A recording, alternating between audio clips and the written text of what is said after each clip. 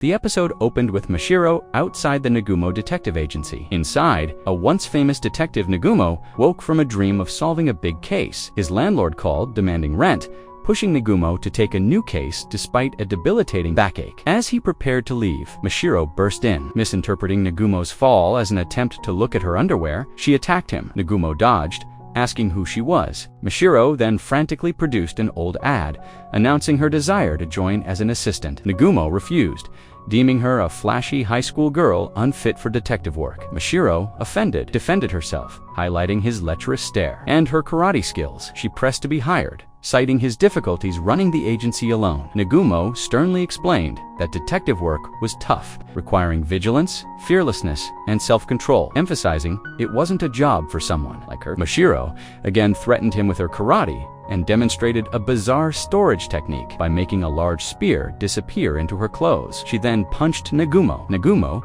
acknowledging her insight, dismissed her, telling her to bother someone else. Nagumo's new case involved tailing Tamura, an office lady suspected of infidelity.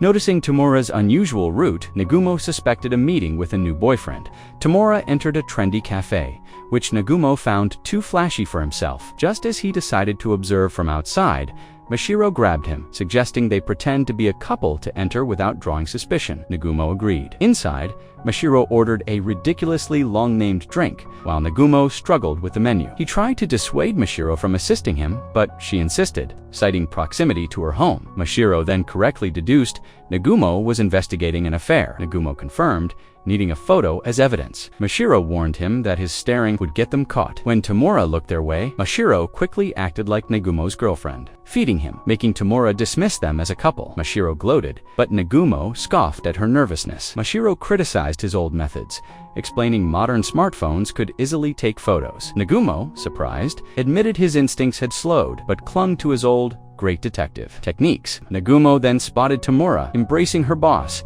confirming his suspicions. He pulled out a large, old camera. Mashiro protested, then snatched the camera and quickly took photos of them from various angles. That evening, Nagumo presented the photos to his client, confirming his wife's cheating. He again tried to dismiss Mashiro. She insisted on being his assistant, reminding him of her help. Nagumo gave her a voucher, but refused to hire her as a full assistant, saying she was too young. She accepted, then grabbed his coat. Nagumo asked about her first job, and she replied it lacked excitement before leaving. Nagumo asked her name, and she replied Mashiro. As Nagumo re-entered the agency, his back gave out again. Mashiro returned, scolding him.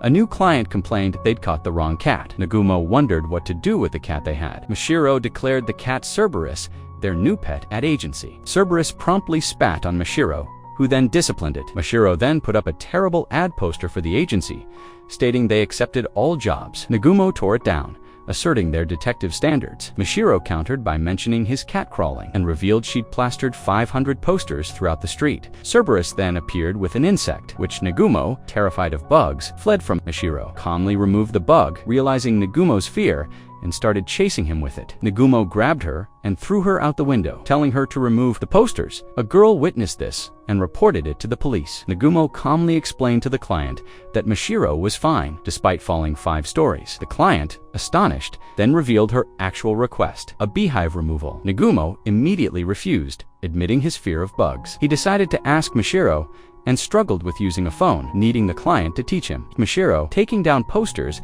and asked her to handle the bug removal alone. Mashiro excitedly agreed. Nagumo gave the client the address. Mashiro, hearing the address, went to a gang's hideout by mistake. Unbeknownst to Nagumo, consulting a bug book, instructed Mashiro via phone to reach the roof and assess the enemies. Mashiro entered a room full of gang members. Nagumo told her to spray pesticide. Mashiro sprayed the gang members, who panicked, thinking it was tear gas. Nagumo, still reading from his book, warned that the bugs would go crazy and attack. Mashiro was seen dodging swords and gunfire, eventually using a flamethrower. Nagumo heard the screams. Confused, only one gang member, Taro, remained. Seeing Mashiro drop her weapon, he attacked, but Mashiro revealed an even more dangerous weapon, terrifying him. Taro, 22, and a gangster for 2 years, felt death approaching and apologized, swearing to quit. Mashiro informed Nagumo the job was complete. Nagumo, pleased, asked about the species she defeated. Mashiro described them as having long legs, baffling Nagumo. Later, Nagumo read a news report about an attack on a gang's headquarters.